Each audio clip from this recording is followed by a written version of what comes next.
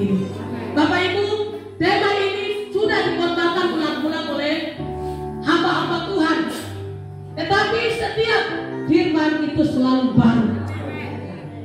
Setiap ibadah Allah hadir dan selalu ada baru dari tema yang sama ini. Malam ini saya bicara tidak lebih dari 15 menit ya. Siap? Haleluya. Jemaat GPDP Solafide yang diberkati Tuhan. Ini adalah Natal perdana. Oke, silakan dulu. Tidak lebih dari 15 menit. Bapak Ibu, bagaimana cara kita bersinergis dengan Allah? Ya, kita ulang-ulang. Pertama, bagaimana cara supaya setiap pribadi itu bisa bersinergis dengan Tuhan? Sinergis itu sudah dikatakan oleh hamba Tuhan duluan bahwa adalah kita bekerja sama dengan Allah. Allah bekerja sama dengan kita. Yang pertama, supaya kita bisa bersinergis dengan Allah, kita harus punya iman. Ada amin? Amin. Iman. Jemaat ini bernama GPDP Solafide. Solafide itu datang dari Trisola Martin Luther. Martin Luther adalah reformasi Protestan, ya. Dia mengeluarkan 3 sola. Sola pertama adalah sola skriptura, bahwa hanya firman Allah kebenaran dan sejarah. Sola yang kedua namanya sola gracia, hanya oleh anugerah kita diselamatkan. Dan sola yang ketiga adalah sola fide, hanya oleh iman kita beroleh kebenaran dari Tuhan.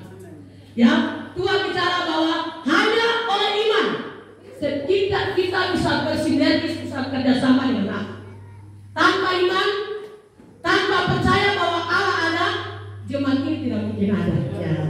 Tuhan memberikan visi ini kepada gembala dan ibu gembala, dan mereka mulai melangkah dengan iman. Makanya jemaat ini bernama Sola Fide. Bisa tepuk tangan buat Tuhan. Mereka ini adalah majelis yang setia di GPDP Yerusalem Baru, dan Tuhan membuat mereka hari ini menjadi gembala dan ibu gembala. Bapak Ibu, hanya oleh iman, oleh karena iman kita bisa bekerja sama dengan Allah. Karena Allah itu tidak kelihatan, ya. Allah tidak kelihatan, dan hanya orang-orang yang punya iman yang bisa bekerja dengan Allah. Adakah iman di hatimu hari-hari ini? Ada iman? Ya. Iman itu dasar dari segala sesuatu yang kita harapkan. Bukti dari segala sesuatu yang tidak kita lihat. Itu kata Ibrani 11 ayat 1.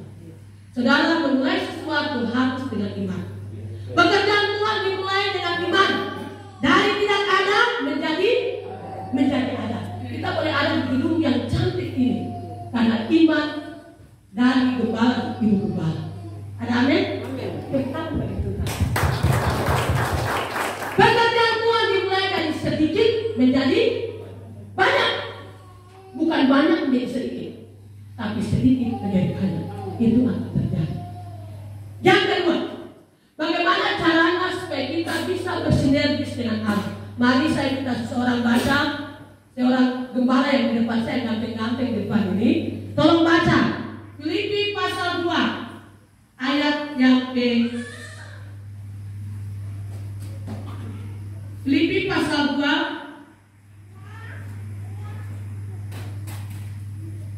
ayat yang kelima. Ini bagian yang kedua.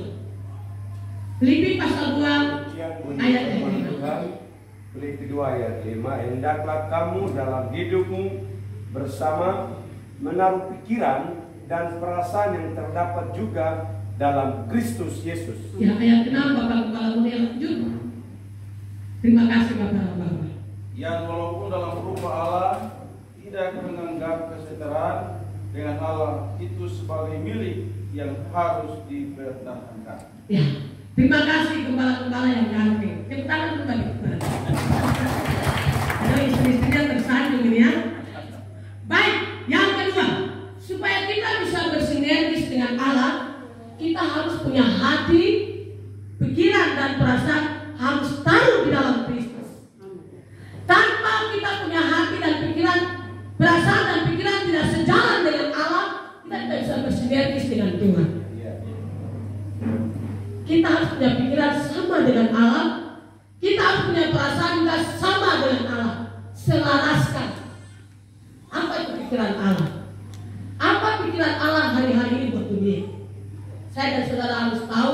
Kalau saya bilang, pikirkanlah perkara-perkara yang di atas. Walaupun engkau dan saya ada di bumi hari-hari ini. Ada banyak perkara-perkara dunia yang bisa mengkontaminasi anak-anak Tuhan. Tetapi selama kita tahu tujuan hidup kita, bahwa saya hidup di dunia, tapi pikiran saya adalah pikiran Allah. Bangun pagi, pikir pekerjaan Allah apa yang harus kita lakukan hari ini. Sebelum tidur malam, serahkan pekerjaan Allah kepada Tuhan. Itu orang yang punya pikiran dan perasaan. Apa perasaan Allah hari-hari ini? Saya dan saudara perhatikan, perasaan Allah hari-hari ini adalah Allah sedang berbelas kasihan kepada dunia. Karena ada banyak jiwa menuju ke neraka setiap satu detik. Setiap satu detik, satu jiwa menuju ke neraka. Saudara, ini panggilan dari neraka. Ketika orang kaya dia berkata, Tuhan, Bapak Abraham, izinkan saya kembali untuk beritakan kepada saudara karena hidup biasa. Abraham bilang, oh tidak perlu kembali. Di sana ada hamba Tuhan, di sana ada binatang. Bapak Ibu, hari-hari ini apa yang ada di perasaan kita hari-hari ini? Apakah kita hanya hidup di zona nyaman dan tidak pikir jiwa-jiwa yang ada di luar sana? Jiwa-jiwa yang ada dalam gereja ini sangat sedikit. Yang lebih banyak ada di luar. Yang lebih banyak ada di pasar-pasar. Yang lebih banyak ada di parit-parit. Bagaimana dengan kita hari-hari ini? Itu pikiran dan perasaan Allah. Pikiran Allah adalah hari-hari ini kau harus memiliki pikiran tentang yang ada di atas. Pikiran tentang hal-hal di atas, tentang ibadah, tentang pekerjaan Tuhan, itu pikiran di atas. Pikiran tentang jiwa-jiwa, hati yang berbelas kasihan, itu perasaan Allah. Saya dan saudara harus selaraskan. Ketika kita mau sinergis dengan Allah, kita harus selaraskan pikiran kita dan perasaan kita dengan Tuhan. Yang ketiga, Tuhan mau bersinergis dengan mereka supaya bilang kedewasaan rohani. Tuhan mau bekerja sama dengan jemaat Tuhan yang skalanya dewasa rohani. Ada amin? Karena Tuhan akan datang sebagai mempelai surga, pengantin pria surga. Dia tidak mungkin menikah dengan anak-anak Tuhan yang masih kanak-kanak rohani. Dewasa itu lawan dengan anak-anak.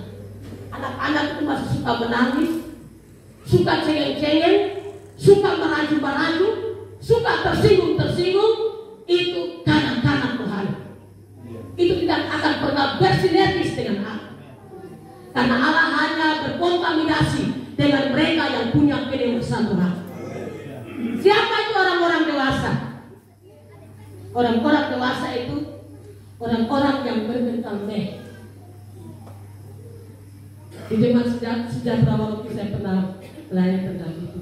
Bermental meh, bukan gitu. Orang-orang dewasa itu dia bermental melayani, bukan dilayani. Dia bermental memberi, bukan diberi.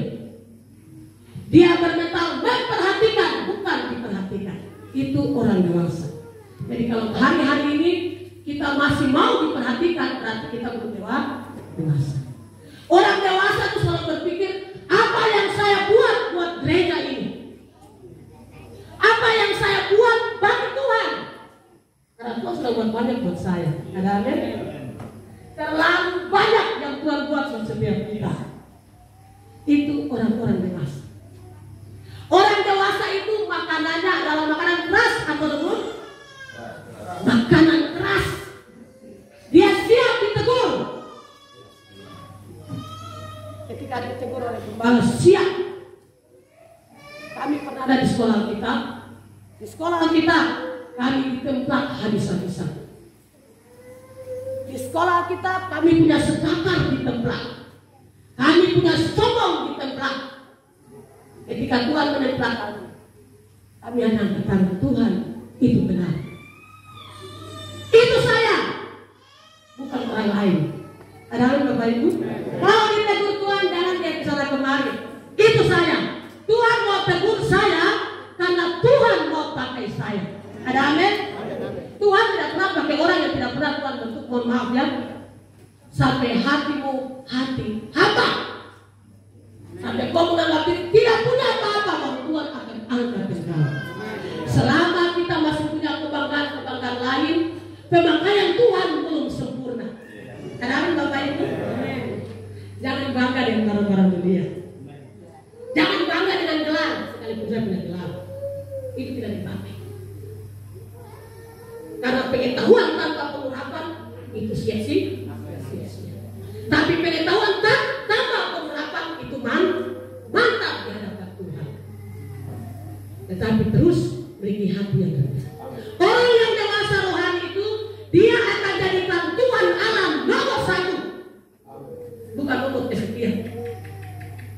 Saudara, ketika Tuhan mau memerintahkan nabinya untuk jaga di Safat, ada banyak janda di Israel waktu itu. Tetapi Tuhan hanya melihat janda di Safat. Tuhan menguji dia. Berikan dulu kue, roti yang kau buat kasih makan hambaku. Baru firman itu tergenapi. Minyak dalam buli-buli tidak akan habis. Tepung dalam tempayan tidak akan habis. Banyak anak Tuhan tidak mengerti tentang itu. Kadang-kadang Tuhan mau kita memberi karena Tuhan mau memberkati kita, berikan kemuliaan bagi Tuhan. Saudara, ada banyak orang punya uang di luar sana, tetapi Tuhan tidak pilih Bapak punya uang untuk bangun gereja ini. Ada Bapak punya? Ya. Tidak semua uang dipakai oleh Tuhan. Ingat, ketika kita memberi itu adalah hak istimewa yang diberikan Tuhan kepada kita untuk kita siap diberkati oleh Tuhan. Amin. Jangan menonton orang memberi, engkau akan menonton orang juga berdua. Ada amin. Haleluya. Jangan jadi suka penonton, tapi jadilah pelaku supaya firman itu digenapi dalam hidup hari-hari. Tuhan memberkati janda di Safat, tetapi sebelumnya dia menguji janda ini dengan nafas-nafas terakhir, dengan berkat terakhir. Saya percaya Natal ini terjadi karena ada korban. Amin Bapak Ibu. Natal kasih, Natal kemat, korban. Gereja ini berjalan dengan korban. Jadi kalau Anda tidak siap berkorban, Anda tidak pantas ada di gereja ini. Saya menantang Bapak Ibu malam ini. Gereja ini dibangun dengan korban.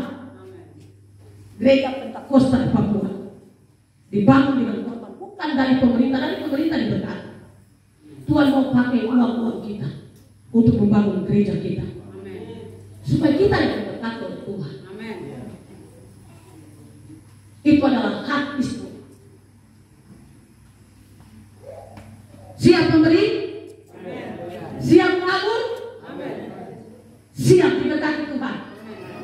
Yang terakhir, Allah bersinergis hanya dengan orang yang punya kelebihan minyak. Bapak Ibu, ini yang sangat terakhir. 5 garis bijaksana dan 5 garis bodoh. Ini lambang dari gereja Tuhan. Semua denominasi gereja Tuhan ada di dalam 5 garis dan 5 garis bijaksana dan 5 garis bodoh. Allah hanya berkepentingan dengan mereka yang punya kelebihan minyak.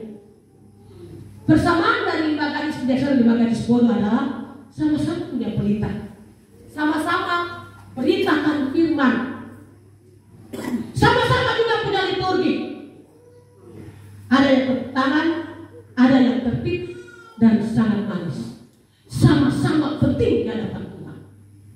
Saudara, saya adalah dosen dari komunikasi di STT Aristama yang bicara bahwa kita punya pikiran yang besar bahwa semua gereja itu Tuhan punya dan semua hamba Tuhan dipakai oleh Tuhan.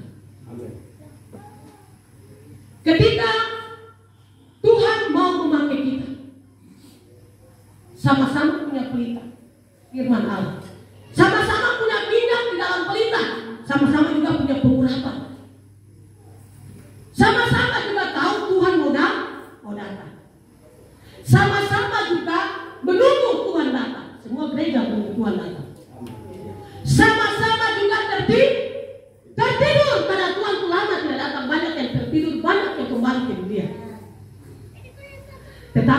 jalannya sangat tipis. Pada waktu malam, semua lampu mati. Tapi yang bijaksana punya cadangan minyak. Bisa berikan kemuliaan bagi Tuhan. Haleluya. Hari-hari ini Tuhan mau cari orang yang berbuat lebih untuk pekerjaan Tuhan. Kesetiaan yang lebih, ketekunan yang lebih. Kalau orang berdoa satu hari satu kali, saya dan saudara bisa lebih dari satu kali. Itu namanya kelebihan. Itu namanya kelebihan kita. Orang lain berkorban hanya pas-pasan, Anda terus memberikan tak berhenti-berhenti, maka Anda sedang kelebihan minyak. Bagaimana gembala-gembala? Ya. Bisa berikan kemuliaan bagi Tuhan. Sudah berkorban di dalam kasih, lanjut lagi di teman. Bantah ketawa dulu. Korban terus. Itu menandakan minyak yang lebih. Tadi malam kita makan daging di gosip. Malam ini kita pasti makan daging lagi kan? Hanya ikan.